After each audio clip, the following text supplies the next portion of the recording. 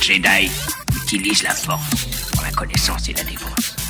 Jamais. Ce sont des clients très importants, ils ne peuvent pas attendre. Eh ben, ils vont apprendre. Nous avons juré de protéger jusqu'à la mort la pierre du temps. Et j'ai juré de plus manger de glace, mais Pareil qu'on a créé un parfum pour moi. Ah, ça nous botte tous de t'entendre dire ça. Il faut avouer que voir Donnie massacrer un nazi, c'est presque aussi chouette que d'aller au cinoche. Bienvenue dans ce nouvel épisode de LNDS. LNDS, c'est le format news de la nuit des sorties, où on analyse l'actualité du cinéma et des séries sous toutes ses coutures. Et pour ce faire, je suis comme d'habitude avec Al. Bonsoir Al. Bonsoir Ista, comment ça va? Ça va et toi? Ouais, ça va, tranquille. Pas trop fatigué. Il y a le soleil, mais il fait pas trop chaud. Donc là, on est dans un bon mood. Et ouais, on est plutôt dans un bon mood, alors que la dernière fois, on était dans un mood un peu... un peu inquiet. Maintenant, ça va un peu mieux quand même. Ça va un peu mieux, c'est vrai. On est plutôt content de ce qui s'est passé, mais ouais. Ouais, effectivement. Ouais, on va très bien, mais direct, on entame avec une news qui fait pas plaisir. C'est un décès, c'est le décès de John Lando, qui est mort d'un cancer à 63 ans. Et donc, c'était le producteur de films tels que Avatar 2 et Titanic. Donc, c'était un des collaborateurs de James Cameron et un des producteurs les plus importants de 20th Century Fox. Donc pendant un long moment, et il a travaillé sur les derniers Avatars qui vont sortir. Donc je pense que les films lui seront dédiés à leur sortie. Le prochain, sûrement, oui. Donc voilà, c'était un ami de James Cameron, etc. Donc ça c'est fou parce qu'il est mort assez jeune finalement. Il n'est pas mort si vieux que ça. Ah ouais, on s'y attendait pas, ouais. Ouais. Apparemment, il avait un cancer depuis un moment et voilà, ça reste un réalisateur assez important des quand même 20 dernières années, puisque il a quand même produit 3 films qui font partie des films les plus rentables, enfin qui ont rapporté le plus au box-office quand même. Donc c'est quand même gros quoi. Bah oui, complètement, ouais. Avatar Titanic, c'était des gros trucs, mais oui, c'est le partenaire. Ouais, c'est le partenaire surtout de Cameron, hein, je crois, même pour ses autres films. Mais tu me diras, il n'a pas eu tellement de films, en vrai, depuis oui, depuis 20 ans. Avatar, il a fait tous ses films depuis Titanic, donc oui, il en a fait 3, quoi. Enfin, 3, du coup, maintenant, il va faire toutes les suites d'Avatar, du coup, il était producteur dessus. Mais du coup, c'est c'est important quand même d'en parler avant d'entamer vraiment les news. Oui, donc on commence les news avec Sony et le film Metal Gear Solid qui a été annoncé il y a très 30 ans. Moi, j'ai l'impression que ça fait 15 ans qu'on en parle. Oui, ça fait 15 ans au moins. Oui, voilà, effectivement. Et d'ailleurs, il y avait même un nom de réalisateur. C'était le réalisateur de Kong Skull Island à l'époque. C'est ça. Jordan Vogt-Roberts, c'est ça comme ça s'appelle. Exactement. Et il est toujours attaché au projet, pour le coup. D'accord. Ok, ouais. Il fait une apparition dans Death Stranding. C'est un PNJ que tu peux croiser à un moment qui te donne une quête et tout. Voilà. Donc voilà, Kojima le connaît, je pense, personnellement. Kojima, ouais, le créateur de Metal Gear Solid. Exactement. Et on apprend que le film Metal Gear, il serait toujours en développement. En tout cas, il n'est pas annulé. Il travaille sur le script. Et voilà, ils sont chauds, ils disent qu'ils sont excités. Et voilà, Avi Arad, c'est notamment qui dit ça, le producteur historique de chez Sony, qui a fait beaucoup de films de super-héros, notamment chez Sony, les Spider-Man, les derniers aussi, les Venom, etc. C'est toujours un peu lui. Ouais, après ils disent ça fait un moment quand même que le film il est en rond. Le réalisateur, la Jordan Vogt-Roberts, ça fait je crois depuis genre 2016-2017 qu'il est attaché au projet. Donc ça fait un moment. Je crois même qu'il y avait des rumeurs de casting. Je crois que c'était Oscar Isaac. C'était un peu en rumeur, etc. Ça me rappelle un truc. Ça aurait été super. Donc vu qu'il y a une effervescence des films de super-héros, des adaptations de films issus de jeux vidéo. Metal Gear Solid, ça reste une licence assez connue, assez cotée. Voilà, je pense que ça va arriver là, vu que maintenant ça fonctionne bien. Les films de jeux vidéo, ça va peut-être arriver là, vraiment, ils vont peut-être accélérer le truc. C'est ça, c'est un genre de jeu vidéo d'espionnage, etc. Donc ça peut donner un truc sympa, mais par contre les scénars de Metal Gear Solid, ça serait, je sais pas comment ils vont réussir à adapter ça, parce que c'est un peu, ça peut être vite nanardesque, vraiment dans ce que c'est. Donc ça va être un vrai boulot d'adaptation, je pense. Et j'irai le voir, moi, s'il y a un Metal Gear Solid au cinéma, mais bon, je crois que c'est quand même assez référencé aussi, Metal Gear Solid. Complètement. Ouais. De toute façon, les jeux vidéo de Kojima, de toute façon, sont hyper référencés en cinéma, donc bon, est-ce que ça va pas être le serpent qui se mord la queue, mais bon, après, encore une fois, s'il y a un bon s'il y a une bonne idée, un bon réal dessus, moi, Jordan Vogt-Roberts, j'ai vu que Kong Skull Island de lui, j'ai trouvé ça pas dégueu, donc espérons que ce soit pas trop mal, quoi. Ouais, et déjà, il y a Death Stranding qui arrive par 24 de Kojima aussi, donc ce sera pas le premier film adapté d'une œuvre de Kojima. Ouais, effectivement, c'est très chargé en cinéma, parce que notamment Snake Plissken, c'est le nom du perso de Kurt Russell dans New York 97 et tout, donc ouais. Mais ouais, je sais pas ce que ça va donner. Ouais, moi, ça sent peut-être la fausse bonne idée, mais bon, on verra. Peut-être, j'en sais rien. On peut être surpris, moi, je pense, aussi. Mais c'est Sony, donc je suis sceptique. Voilà, c'est surtout ça. On a eu aussi le premier trailer du nouveau film Hellboy. Voilà, il y a eu 3 films Hellboy. Il y en a eu 2 de Del Toro. Il y en a eu un en 2019 avec David Harbour qui n'était pas terrible. Et là, on a un nouveau qui s'appelle Hellboy The Crooked Man. Donc, on a eu le premier trailer. Et donc, c'est un film qui sort cette année, fin de l'année, qui est produit par Ketchup Entertainment et Millennium Media. Et ça a l'air d'un film où il n'y a pas beaucoup de budget. Ouais, moi, je trouve que ce qu'on voit, c'est pas fou. Bah, tu peux le dire, ça ressemble à un fan film, tu peux le dire. Ah bah complètement. Mais moi j'ai cru que c'était un fan film au début quand j'ai vu la bande d'annonce parce que bah ouais, enfin ça fait cheap de ouf quoi, le trailer dans les bois etc. Enfin et je crois que ça se passe dans les années 50 ou un truc 60 ou un truc comme ça. Enfin les maquillages sont moins bons, les effets sont moins bons. Ouais. Voilà, ça a l'air d'être un trip un peu d'horreur qu'ils ont fait. D'ailleurs le réalisateur c'est Brian Taylor, donc celui qui a fait les hypertensions là avec oui, Jason Statham. Et Ghost Rider 2, oui.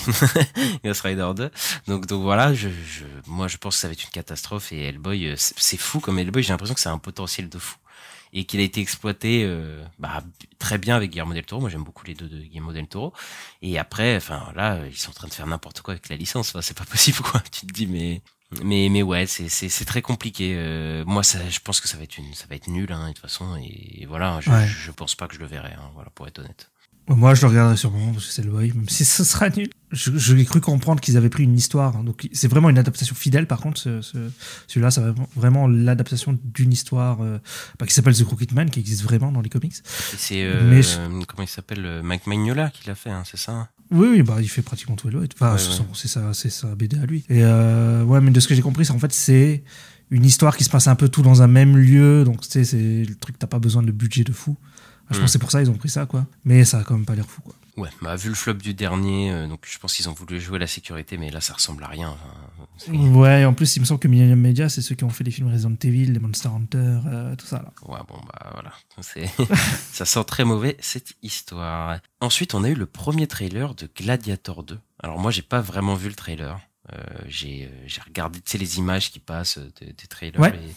Et en fait, je me rends compte à quel point le casting est insane en fait dans le film. Ah oui, il est fou. Il y a quand même Denzel Washington, Paul Mescal, Pedro Pascal, Joseph Quinn. Enfin, c'est un truc de malade, quoi. Et bon, moi, je t'avoue que Gladiator 2, on rappelle que le budget, il a atteint les 300 millions parce qu'il y a quand même pas mal de problèmes de production, etc. À cause de la grève des scénaristes, etc. Et ouais, moi, je me questionne toujours sur l'intérêt de faire une suite à Gladiator, qui était un film qui avait pas besoin de suite et qui annonçait pas du tout une suite. Donc voilà.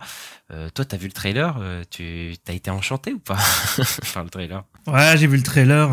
Alors sur les images, c'est plutôt joli, hein, parce que c'est Ridley Scott, il s'est bien filmé, plutôt joli et tout. Mais moi c'est la musique surtout du trailer qui m'a un peu trigger parce que c'est une musique de rap sur un péplum comme ça et tout. C'est pas trop ce que j'ai envie d'entendre. Donc je sais pas si c'est ça, mais enfin moi ça m'a vraiment pas séduit.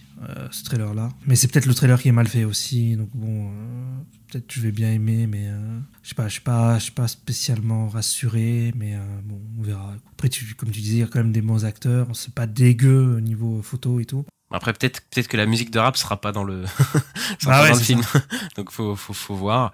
Après, ouais, moi je trouve que visuellement les films de Ridley Scott c'est quand même quelque chose, donc de toute façon chaque Ridley Scott, si je peux le voir, je le vois au cinéma, donc voilà, même si bon oui, ça fait quand même un moment que c'est plus ce que c'était, mais ouais, ça m'intrigue et ça va être un des gros films de l'année, mais je pense qu'il va jamais se rembourser, le film là, il coûte beaucoup trop cher. Après, peut-être que ce serait une bonne surprise, qui sait, Ridley, peut-être qu'il en a encore sous le coude.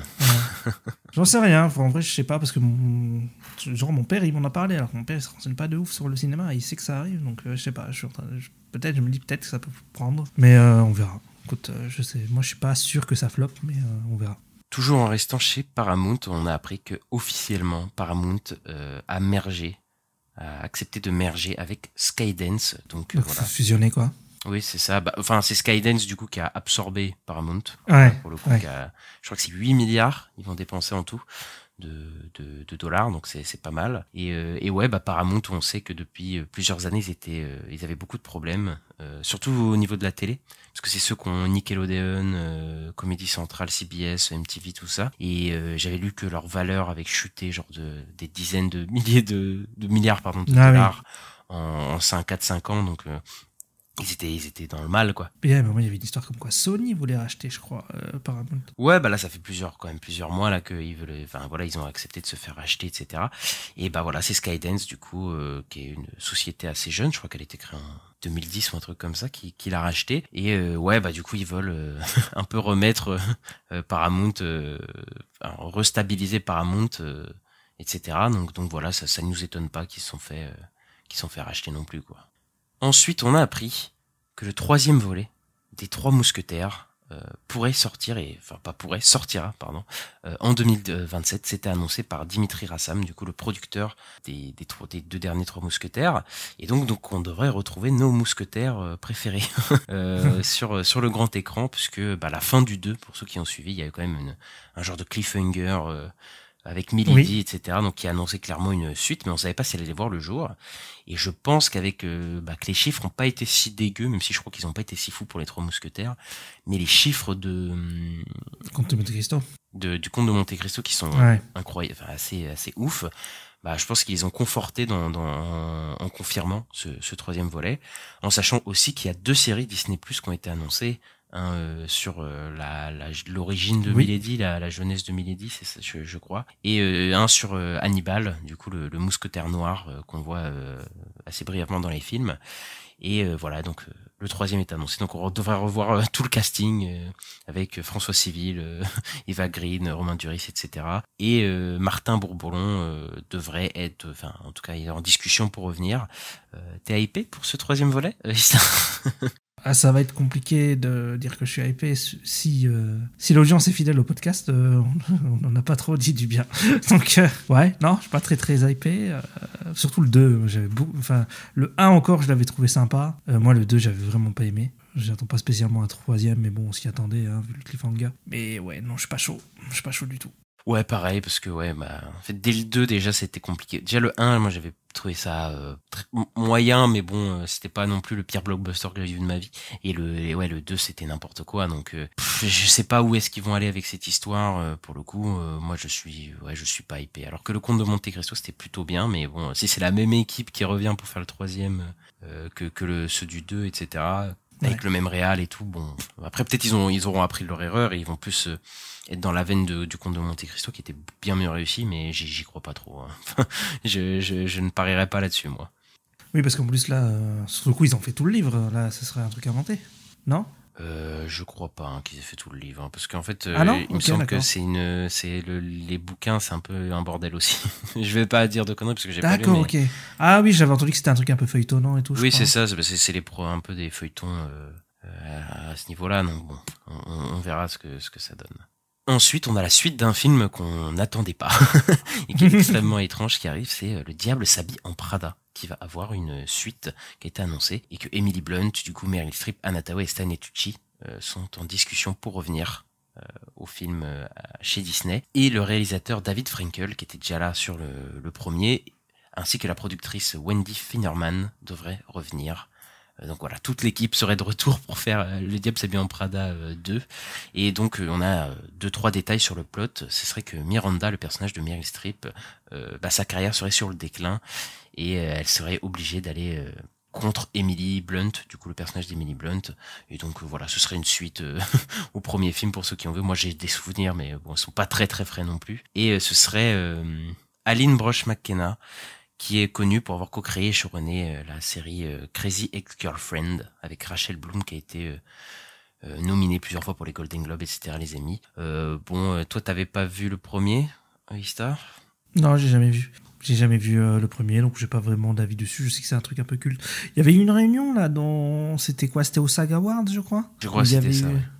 Ouais, il y avait Emily Blunt, Meryl Streep et Anna Thaoué ensemble sur scène et tout. Donc j'ai l'impression que c'est un truc très culte aux États-Unis, peut-être un peu moins chez nous. Enfin, j'ai l'impression, mais peut-être je me trompe. Et en Angleterre, hein, surtout aussi. Je crois que ça a bien marqué. Et oui, c'était un gros succès quand le film est sorti. Je crois qu'il avait fait entre 300 et 400 millions de dollars et tout. Ah ouais, quand même. Et voilà, Meryl Streep, elle est pas mal reconnue pour ça. Et Anne Hathaway et Emily Blunt, ils étaient pas aussi connus en plus à l'époque. Je crois que je dirais pas que ça les a révélés, mais en tout cas, ça les a mis un peu sur le devant de la scène, ces films-là. Parce que je crois que le premier est sorti en 2007, un truc comme ça. Donc ouais, ils étaient pas encore ultra connus non plus. Même si bon, Anne Hathaway, elle a commencé hyper jeune.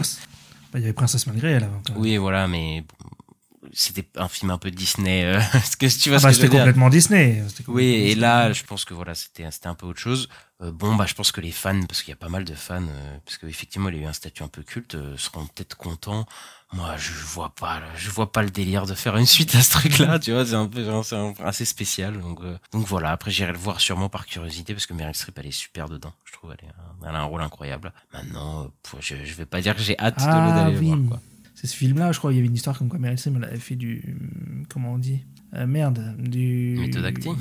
Voilà, du méthode acting et tout. Je sais plus quoi, ça avait créé des problèmes, je crois. Ou non, elle avait pas aimé faire ça, je crois. Je sais plus exactement ce qui s'était passé, mais il y avait une histoire avec ce film, en tout cas.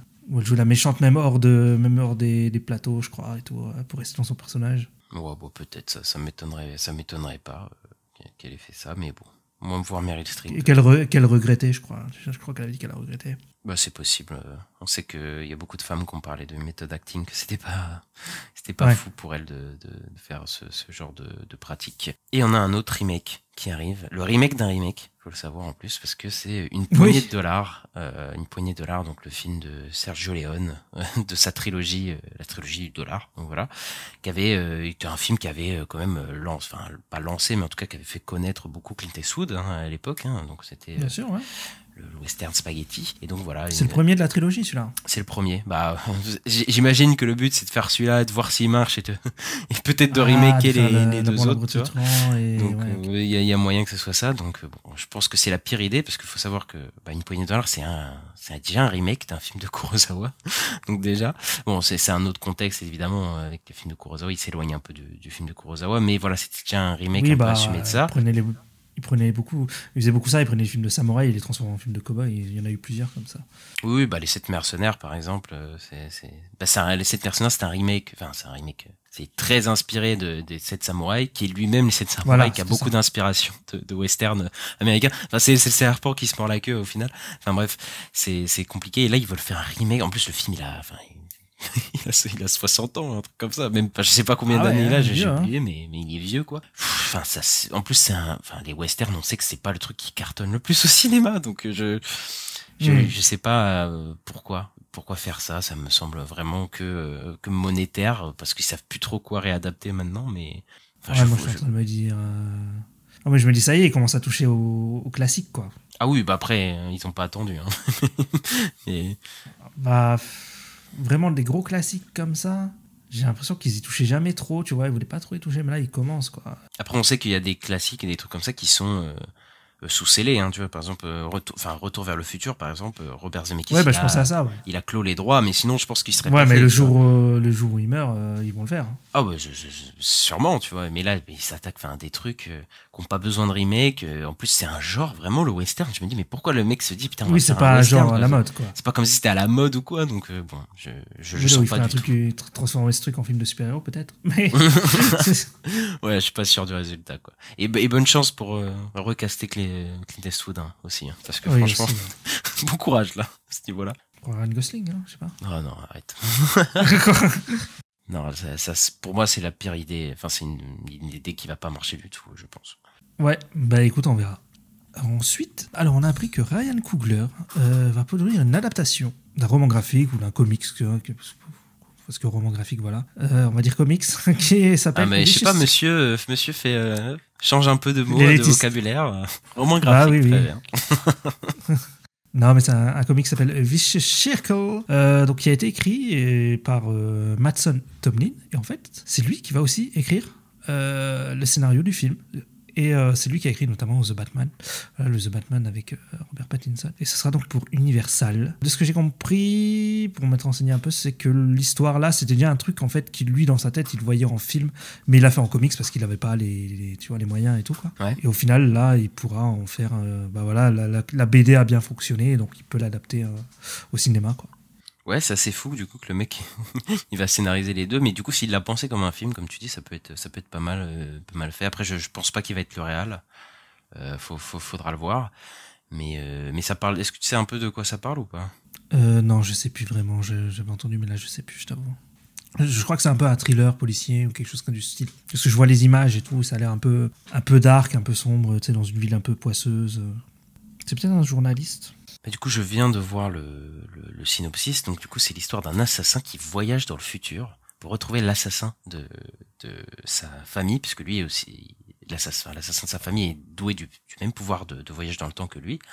Sauf qu'à chaque fois, en fait, qu'il assassine quelqu'un, il voyage dans le futur. Donc on devrait voyager pas mal dans le 22e siècle, on nous dit, mais aussi dans l'ère jurassique, etc. Donc, sur le grand écran, ça va être un vrai challenge, je pense, visuel, mais l'idée est cool, hein, franchement. Bah ouais, ça donne envie. Moi, je trouve que ça donne envie. Ça pourrait faire un très bon film, donc très curieux. Puis en plus, The Batman, c'était plutôt bien écrit. Donc le mec, il est plutôt doué, hein, Matt Tomlin. Donc ouais, moi, je suis un peu curieux de voir ce que ça va donner. Ensuite, on a eu des petites news il y avait un projet Horizon Zero Dawn pour Netflix. Donc une série là en live action. Et en fait, elle serait en suspens, quoi. Il y aurait de grandes chances qu'en fait elle n'arrive pas du tout. Ce qui, moi, d'un côté, me rassure parce que j'étais pas très chaud pour une série Netflix Horizon. Ouais, bah faut savoir que Horizon Zero Dawn, c'est un jeu vidéo qui a pas mal cartonné quand il est sorti. C'est pas un peu, c'était une grosse IP quand même PlayStation, mais c'était quand même un succès un peu. C'est devenu une grosse IP. Oui. Non, mais je veux dire, quand le premier est sorti, je pense qu'il a dû coûter cher, tu vois.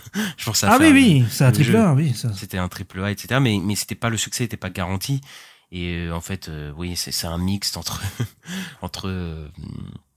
un style un peu futuriste, mais en même temps un peu nordique, un peu viking. Ouais. C'est assez spécial, avec des espèces d'énormes créatures robotiques. Ouais, des dinosaures robots. Ouais. Voilà. Et ouais, ce serait un vrai challenge à faire visuellement en série, et surtout pour Netflix, je pense que ça fait un peu peur quand même. Et faut savoir que la série a été mise en suspens parce que Steve Blackman, c'était le créateur, c'était celui qui devait s'occuper de la série. Et Steve Blackman, qui a créé aussi la série The Umbrella Academy, mais il était accusé par plusieurs collaborateurs de comportements extrêmement toxiques. Et du coup, c'est un peu mis tous ces projets un petit peu en suspens. Donc est-ce que la série va disparaître? Je ne sais pas, mais en tout cas, il y a gros potentiel que si elle reprend, ce soit plus lui qui est attaché au projet, quoi, pour Horizon Zero Dawn, parce que là, il a des gros dossiers aux fesses, et voilà, quoi. Mais c'est un peu pour ça que la série, elle a été un peu mis en arrêt, quoi. D'accord, ça je savais pas, mais ouais, moi, Horizon Zero Dawn, je vois vraiment un truc avec des gros effets spéciaux, parce qu'avec les robots, tout ça, et moi, je verrais plus ça au cinéma, quoi. J'ai beaucoup de mal à me dire que la série va être bien. Il faut pas que ça fasse cheap, quoi. C'est ça. Ça peut vite faire cheap, hein. Ouais, clairement. Ensuite, toujours chez Netflix, on avait annoncé il y a quelques semaines le casting pour One Piece saison 2. On avait annoncé une partie du casting, notamment avec David Dastmalchian, c'est dur à dire, qui interprétait Mr. Tree. Et ici, on a eu 4 nouvelle annonce. Donc on a eu Callum Kerr en tant que Smoker, Julia Rewald en tant que Tashigi, Rob Coletti en tant que Wapol et Tai Ekeo en tant que Dalton. Et j'ai vu à peu près leur tête, ils matchent bien les acteurs. Ouais. Après Smoker, c'était le... Smoker, il était teasé, non? Il était teasé à l'avant, mais c'est la grosse annonce, quoi, parce que les autres, c'est un peu des méchants un peu secondaires, ou alors... Ouais, des personnages pas très non plus, pas hyper importants dans mon souvenir. Et ouais, il pourrait matcher le truc. Après, faut le voir en armure, en costume et tout. Peut-être que ça le donnera quelque chose de bien. Mais on n'a toujours pas le casting de Chopper. Bordel. Ouais. Alors que la production a commencé. Tu crois qu'il y aurait Crocodile dans cette saison? Mais c'est sûr. Enfin, à moins qu'il coupe l'arc dans lequel il va adapter en 2. Il y a de très grandes chances que Crocodile soit là, quoi. Parce qu'il me semble que l'arc est assez long et là il y a que 8 épisodes. C'est vrai, donc potentiellement il serait coupé en 2, mais ouais, bon, peut-être qu'il y aura pas Crocodile, mais dans tous les cas il y aurait Usopp, il y aurait Chopper dans tous les cas, parce que on sait que voilà, il y a des personnages de son île qui apparaîtront, donc je ne sais pas comment ils vont faire. Après les castings qu'on a eu, c'est à peu près les personnages, un peu les premiers personnages qu'on voit dans l'arc. Donc peut-être que plus ils vont tourner, plus ils vont peut-être tourner à peu près dans l'ordre. Et donc tu sais, peut-être dans quelques semaines on aura l'annonce de la suite du casting. Donc on verra. Mais maintenant que j'y pense, c'est possible qu'il coupe la saison 2 en deux. Donc, voilà, l'arc, le deuxième arc. L'arc en deux saisons, ouais. C'est ça, donc bon, faudra voir. Ouais, faudra voir, effectivement. En parlant de casting, on va chez Prime Video et on a un nouveau casting pour Blade Runner 2099 avec l'acteur Matthew Needham, qu'on a vu notamment dans House of the Dragon, qui joue, rappelle-moi. Laris Strong. Laris. L'infirme qui est fétichiste des pieds de Alicent. Oui, qui est un bon acteur. Enfin, en tout cas, il est très dérangeant dans House of the Dragon, il le joue bien. Ouais, bah écoute, en tout cas, ça te donne. Enfin, il y a. C'était qui? C'est Hunter Schafer, je crois, il me semble. C'est ça, Hunter Schafer et oh là là, Everything Everywhere All At Once, Michel Yeo, qui était annoncé. Donc après lui, ça m'étonnerait pas qu'il joue un antagoniste, vu un peu comment il est, quoi. Il a une stature un peu de méchant, quoi. Donc ça m'étonnerait pas et je le verrais bien un peu dans cet univers-là. Donc oui, ça peut être pas mal. Ok. On reste chez Prime Video et on a eu des petites nouvelles sur la série Le Seigneur des Anneaux, Les Anneaux de Pouvoir. Donc les showrunners Patrick McKay et J.D. Payne, ils prévoient de bien s'en tenir au plan des 5 saisons. Voilà, ils disent: nous avons entrepris ce projet fou et ambitieux parce que nous avions une histoire que nous voulions raconter et nous sentions que nous avons besoin de la raconter. Nous étions prêts à donner notre vie pendant longtemps pour la raconter. Le plan n'a pas changé, a déclaré McKay. Le dévouement de l'équipe créative et d'Amazon lui-même a un arc narratif de 5 saisons offre un exemple clair de l'engagement des créateurs en faveur d'une approche narrative cohérente et expansive. Donc eux, ils veulent vraiment rester sur leurs 5 saisons, mais le truc, c'est que la saison 1, ça avait commencé fort, mais ça avait baissé très fortement pendant la durée de la saison. Et il faut que la 2, elle fonctionne, je pense, s'ils veulent aller vers les 5 saisons. Enfin, ça me paraît compliqué, moi, surtout vu le prix de la série. Ouais, après, j'ai l'impression qu'Amazon, eux, ils s'en foutent, ils balancent des billets comme ça. Comme ça, ils ont plus, je sais pas, j'ai l'impression qu'ils sont inquiétés. Moi, je pense que ça ira au bout des 5 saisons, parce que je pense qu'il y a quand même des gens qui vont regarder ou faire du hate-watching. C'est très répandu. Sur The Acolyte, par exemple, je pense qu'il y a beaucoup de hate-watching. Mais ouais, après, c'est vrai que c'est bizarre cette déclaration, parce qu'on sait qu'il y a beaucoup de changements dans la prod, dans les scénaristes, etc. Et ils ont même tourné sans showrunner et sans possibilité de changer le script, etc. Donc je sais pas trop où ils vont. Je sais pas, moi la saison 1 m'avait pas vraiment convaincu, donc voilà, s'ils restent sur ce cap-là, après, autant qu'ils essayent de développer ce qu'ils ont voulu développer, etc. Mais ouais, je pense pas que pour la saison 2 va rehausser le truc. Après, est-ce qu'ils peuvent faire moins bien que la première saison? Je suis pas sûr. Je pense peut-être que ça ira peut-être un peu mieux la saison 2, mais bon, des images que j'ai vues et de ce que ça allait faire, j'ai l'impression que ça va être un peu dans la veine de la première, juste que c'est vrai qu'il y a des personnages qui vont être peut-être plus importants que d'autres, etc. Mais bon, je m'attends pas à une masterclass. D'ailleurs, t'as vu que pour l'étranger, ils officialisent pas son identité, hein. Oui, bah après, ça, je pense qu'ils vont jouer encore sur l'ambiguïté, quoi, mais bon. Ouais, parce que pour moi, c'était clair à la fin de la saison 1, mais ils disent non. Donc je pense qu'ils jouent sur l'ambiguïté, etc., mais où ils veulent peut-être pas dire son nom tout de suite, mais pour moi, il n'y a pas de doute. Enfin, tu le fais pas dire des phrases de Gandalf c'est comme ça, quoi, juste pour le fun, donc je pense que c'est clairement lui, donc voilà. Après, on verra, parce que je pense que la série va clairement prendre un peu son envol par rapport à l'adaptation par rapport au bouquin, etc. Donc, oui, voilà. Déjà, il y a un personnage qui a été confirmé avec un acteur, c'est le personnage de Tom Bombadil, qui, je crois, n'a rien à faire là, à ce moment-là. Donc, ouais. Bon, après, je sais pas. Je connais pas extrêmement bien le lore, mais de toute façon, je crois qu'ils vont faire des trucs qui sont pas notés dans les bouquins, en tout cas. Donc, voilà. Ils ont déjà commencé avec la saison 1. Ils vont faire un peu leur version à eux de ce qui s'est passé, ouais.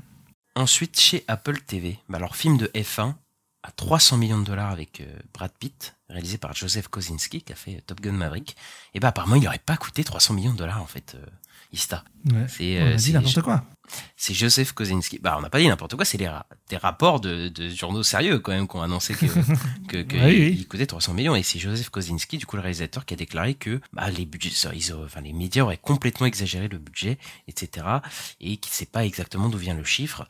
Bon, quand le film sortira, on aura beaucoup plus de précisions sur les chiffres, etc. Maintenant, c'est vrai que c'est le film.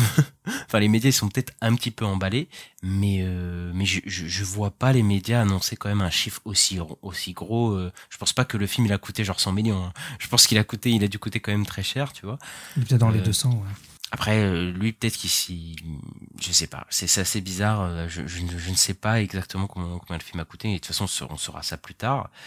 Mais moi, je pense qu'il a dû coûter plus de 200 millions, 200 patates au moins, tu vois. Il y a moyen de regarder le trailer? Non, j'ai pas regardé les trailers, je voulais pas me... J'aime pas regarder les trailers, et toi? Oui, j'ai regardé. Il n'y a rien de spécial. Donc, j'ai pas compris. Enfin, c'est des Formule 1 qui font la course, quoi. Donc, je sais pas. J'ai pas compris pourquoi il y a 200 millions, mais, à part des gros acteurs, parce qu'il y a un gros casting quand même. Bah après, les voitures et tout, je pense que ça coûte cher de faire des. Ouais, il y a moyen aussi. etc. Ouais, peut-être de bloquer des circuits pour faire tourner des scènes aussi. Il y a moyen aussi que ça coûte cher. Et puis s'ils font des accidents, etc., des trucs comme ça, peut-être ça coûte cher, j'en sais rien. Après, moi je connais rien à la F1 en vrai. Mais je crois que c'est un métier où c'est très cher, donc voilà. On va parler de Denis Villeneuve parce qu'en fait, voilà, il y a une date pour un film de Denis Villeneuve qui a été placé le 18 décembre 2026. Donc c'est Denis Villeneuve et Legendary Pictures qui travaillent. Pardon. Si donc ce serait une production Warner Bros et Legendary. Par contre, on nous dit pas qu'est-ce que c'est. Mais on sait que Denis Villeneuve et Legendary Pictures ont travaillé sur le script et sur un casting pour Dune Messiah, donc le prochain film Dune. Il y a des journaux comme Deadline qui dit que ce serait vraiment cette date pour Dune Messiah, alors que d'autres journaux disaient on n'est pas sûr, etc. Moi, je pense que c'est complètement Dune 3, personnellement. Ouais, c'est possible. Alors, il avait annoncé quand même il y a beaucoup de projets qui sont en pré-production pour Denis Villeneuve. Il avait fait, c'était Rendez-vous Iframa, je crois qu'il était en pré-production. C'est ça.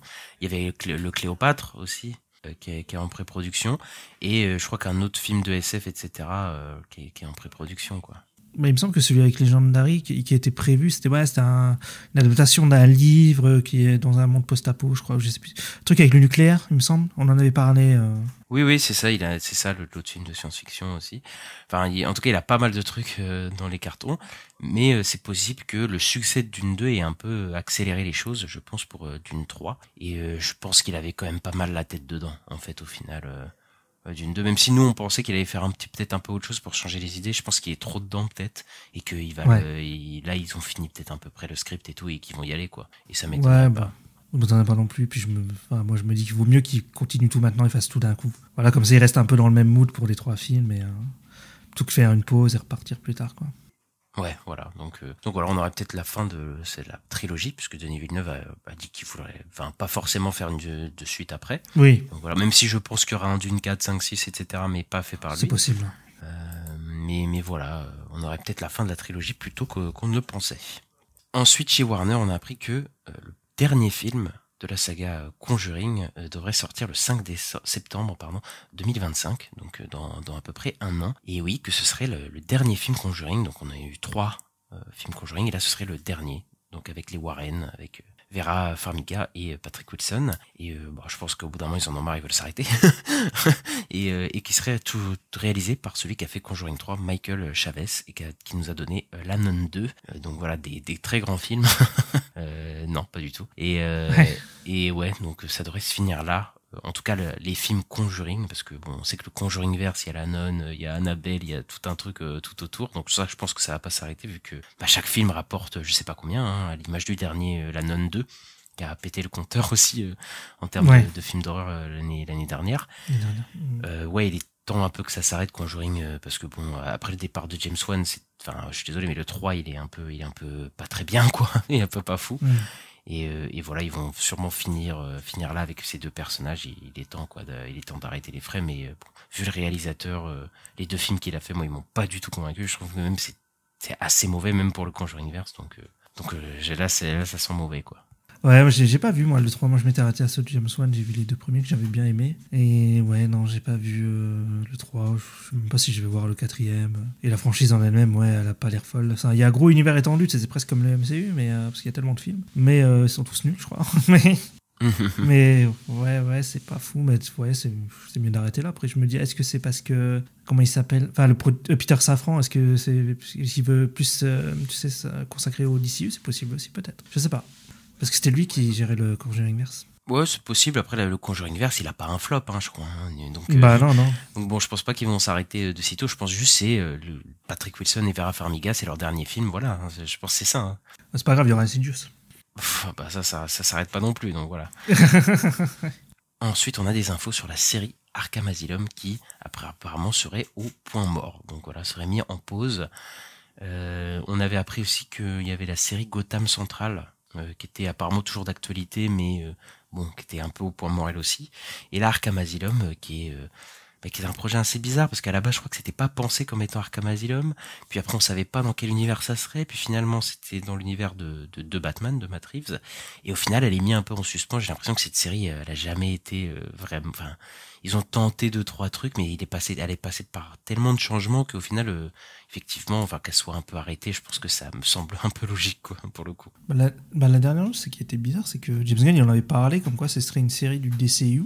Alors que lui, à la base, c'était censé être une série qui se passe dans l'univers de The Batman, et justement, on n'a pas compris et tout. Ça avait clairement créé un gros flou chez les fans et tout. Parce qu'après, il avait dit, ouais, ce serait bien dans le DCU, mais ce serait donc produit par Matt Reeves et tout. Mais au final, je pense qu'ils vont complètement l'annuler, c'est tout. Et c'est peut-être pas plus mal vu tous les projets qui arrivent, pas faire tous les trucs autour de Batman et tout. Voilà, il y a déjà le Pingouin là qui arrive bientôt. Donc en plus, c'est pas forcément un concept moi qui me donne envie de voir des fous dans un asile là. Je sais pas, c'est pas. Ouais, je sais pas, je suis pas chaud pour le. Alors que Gotham Central, j'étais déjà plus chaud pour un truc un peu policier, un peu thriller avec des enquêtes et tout. Après, c'est mis en pause, mais moi je pense que ça va dépendre surtout de Pingouin. La série, si elle fonctionne vraiment et tout ou pas, et je pense que si elle fonctionne, je pense qu'on aura peut-être Gotham Central, enfin en tout cas des séries dans l'univers de Batman. Ça m'étonnerait pas. C'est possible, ouais. De The Batman, tu penses pas de Brave and the Bold et tout comme il me semble que Arkham Asylum, c'était la dernière news, c'est que c'était dans l'univers de Batman. Hein. Mais non, justement, parce qu'il avait dit que c'était dans le DCU. C'était ça le truc après.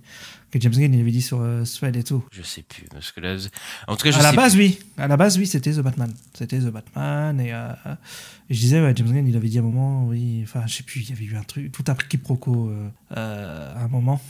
Mais qui en gros que ce serait dans le DCU, mais en gros ouais je sais pas ce qu'ils vont faire. Je sais rien. Bon, c'est un peu le bordel autour de cette série en tout cas.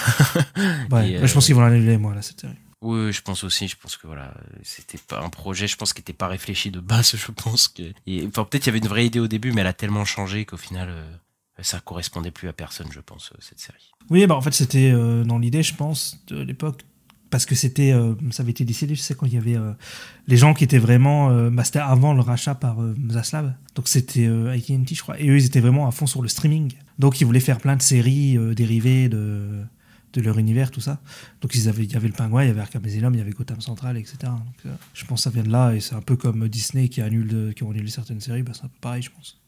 Alors on a les news Star Wars et on a appris, donc il y a le film, ça on le savait, il y avait un film Star Wars réalisé par Sean Levy, mais on ne sait pas ce que c'est, on ne sait pas dans quelle période ça se trouve, etc. Mais on sait qui est le scénariste, ça va être Jonathan Trooper, donc qui a scénarisé The Adam Project, qui est un autre film de Sean Levy, qui est un film Netflix, il me semble, avec Ryan Reynolds. Et voilà, bah, ils vont faire un film ensemble dans l'univers de Star Wars. T'es chaud, toi ? Bah, moi j'ai pas vu The Adam Project. Après, vu les retours que j'ai eus, je sais pas. Parce que bon, The Adam Project, on m'a dit que c'était pas ouf. Bah, t'avais vu Free Guy, non ? Non, j'ai pas vu non plus. Donc je sais pas. Après. Moi je pense que tu sais. Quoi ? Moi je pense que tu sais au fond de toi. Bah non, je sais pas, parce que là, Deadpool, je l'attends un peu quand même, alors que c'est pourtant Sean Levy, tu vois. Oui, mais tu l'attends pour Deadpool, pas pour Sean Levy, je pense. Oui, bah là, j'attendrai ça parce que c'est Star Wars, tu vois, mais peut-être qu'il a une bonne idée. Ouais, moi ça me fait peur parce que moi j'ai vu Free Guy et effectivement je confirme que ça me fait peur. Moi Real Steel j'avais bien aimé, tu vois, de Sean Levy, il y a des films que j'ai bien aimé. Donc.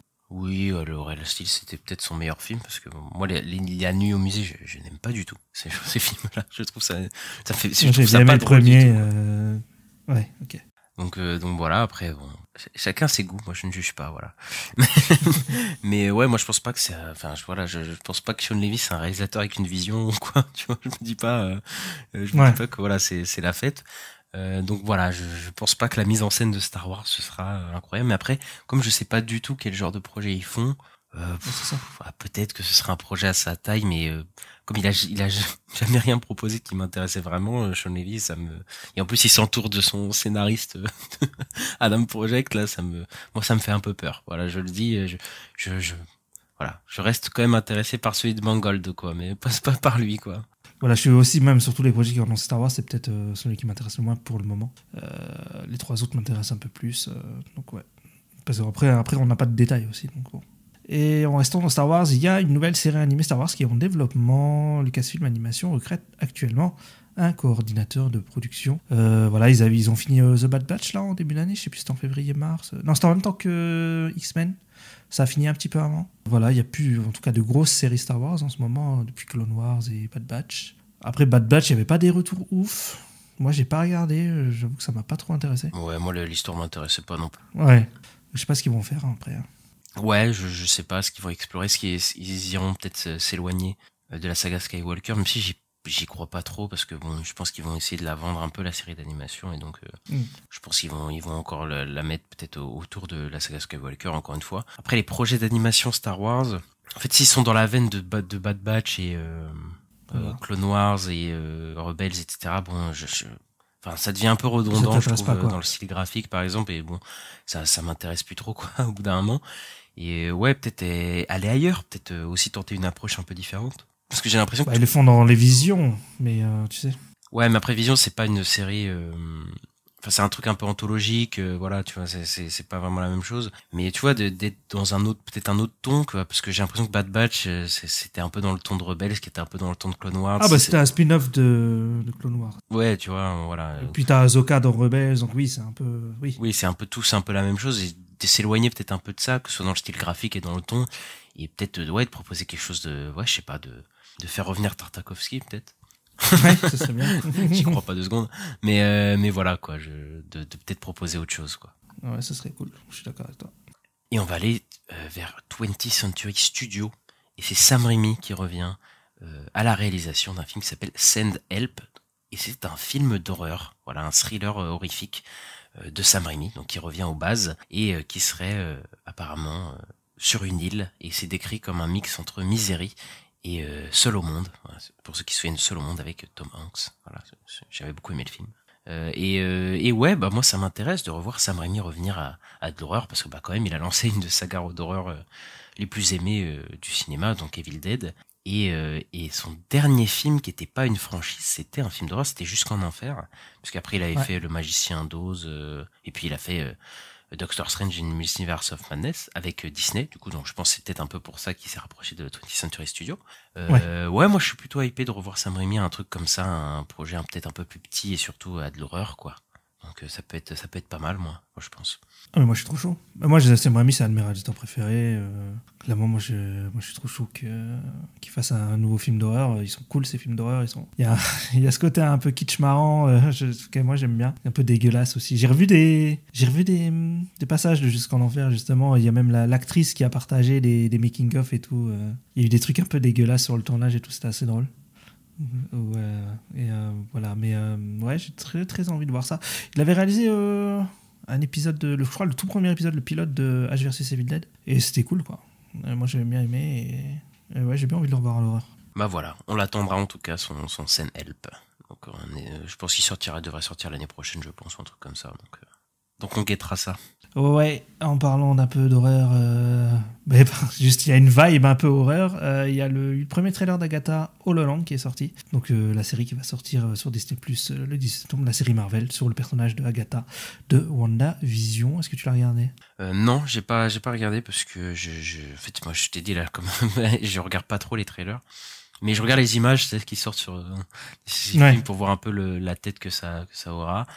C'est une vibe un peu horrifique, c'est ça dedans, c'est à peu près ça. Oui, complètement. Mais en fait, le trailer il m'a surpris parce que ça commence et t'as l'impression de mater une série policière. Genre t'as Agatha qui va sur une scène de meurtre en mode avec le badge FBI et tout. Et après ça part dans des trucs de sorcières et tout. Et moi j'aime bien. Hein. Enfin, après je suis pas hype de fou.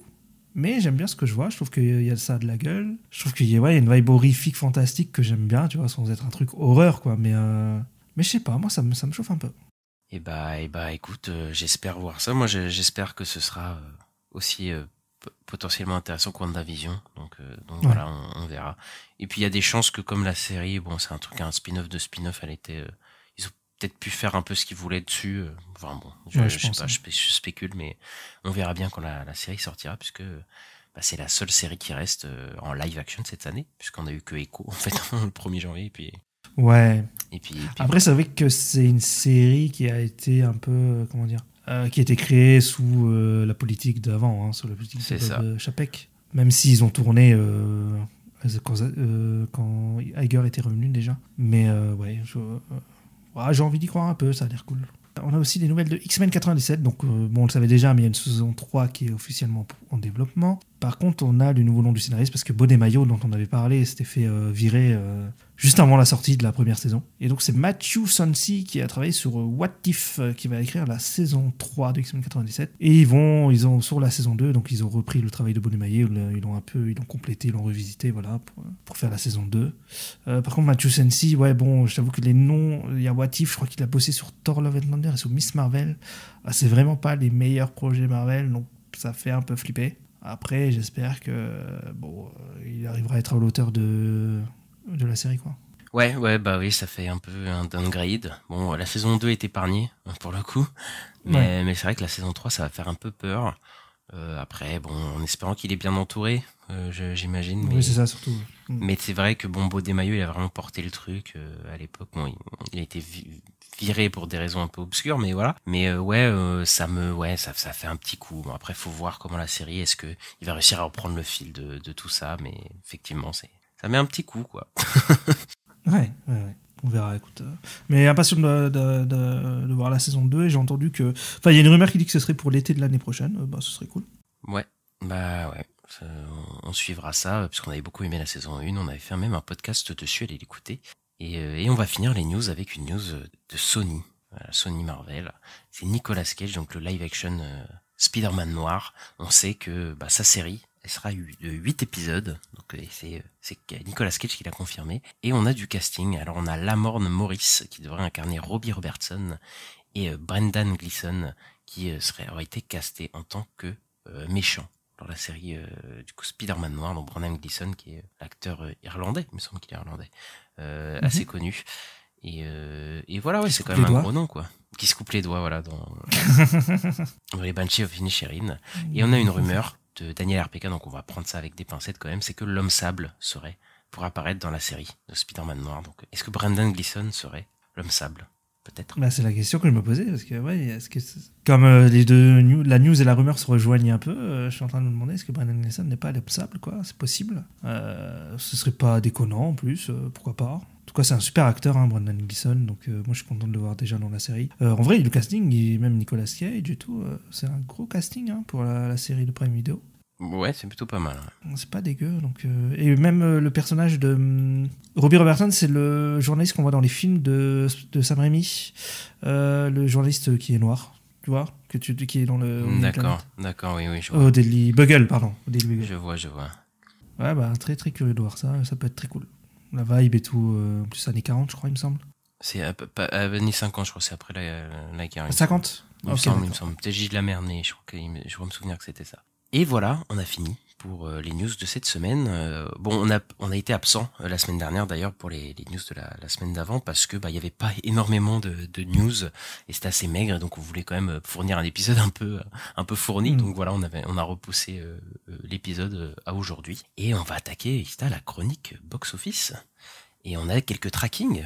Ouais, on a eu le premier tracking pour Twister, ce qui sort bientôt, donc la suite de Twister, le film de catastrophe des années 90. Et il serait prévu d'ouvrir son opening weekend domestique aux États-Unis entre 40 millions et 55 millions de dollars. Pas fou, mais c'est pas nul. Après, il faut voir comment il se maintient, surtout le film, parce qu'il faut rappeler qu'il a quand même un budget de 200 millions de dollars, donc c'est assez gros pour le film. Je sais pas du tout si le film va cartonner, s'il va se rembourser. Je pense pas que ça va être le carton de l'année. Maintenant, il faut voir est-ce qu'il va réussir à se rembourser, est-ce qu'il va réussir à aller dans les 500, 600 millions. Ça reste un gros mystère quand même. En tout cas, les trajets n'est pas fait. On a aussi Deadpool et Wolverine qui lui a un tracking qui ferait entre 160 et 165 millions sur son domestique box office opening weekend. Donc ce serait le plus gros démarrage de 2024 quand même, et le plus gros pour un film R-rated de tous les temps. Oui, c'est ça. Donc il devrait potentiellement faire plus que les deux derniers Deadpool qu'on fait entre 700 et 800 millions, je sais plus. Je sais plus exactement. Le milliard est clairement atteignable. Bon, après, faut voir comment s'il perd beaucoup. Après, les films de super-héros perdent quand même beaucoup au début. Mais après, voilà, il y a la sortie worldwide. du film, donc il peut tout péter dès les premières semaines. On avait fait des trackings qui étaient quand même un peu plus haut la dernière fois, qui étaient entre 200 et 240 millions. Donc voilà, c'est un peu en dessous. Donc faut voir si le film va over ou under perform vis-à-vis de tout ça. Mais pour l'instant c'est assez flou, donc peut-être la semaine prochaine on aura des trackings peut-être encore plus, qui vont plus nous révéler le potentiel succès du film.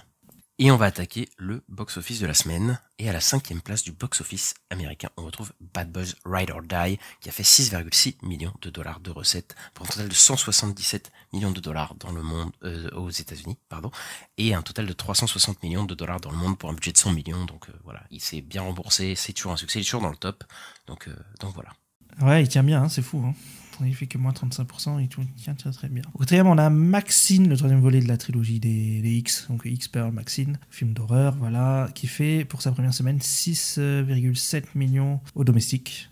Et au mondial, il est à 7,8 millions en ce moment. Par contre, on n'a pas le budget ? Je crois que le budget il est en dessous des 10 millions. Voilà, c'est comme chaque film de la trilogie. Après, c'est possible peut-être que celui-là il lui est un peu plus, mais on n'a pas encore d'infos très très sûres sur le film. Et après, comme le film coûte pas cher, il va se rembourser. Surtout qu'il est pas sorti partout. Faut le savoir, ouais. Il est sorti principalement qu'aux États-Unis. Donc voilà, mais je pense que oui, le film va se rembourser largement, quoi.